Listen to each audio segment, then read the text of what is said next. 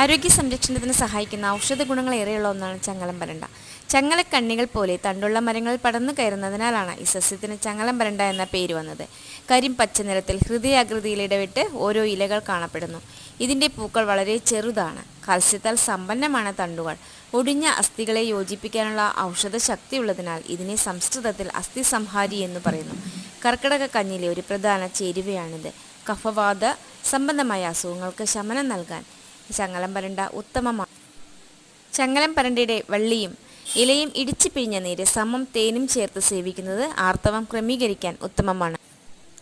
ചങ്ങലം പരണ്ടയുടെ തണ്ട് വാട്ടിപ്പിഴിഞ്ഞ നീര് ചൂടോടെ ചെവിയിലൊഴിച്ചാൽ ചെവിവേദന, ചെവിയിലെ പഴുപ്പ്, നീര് എന്നിവയ്ക്ക് ആശ്വാസം ലഭിക്കും.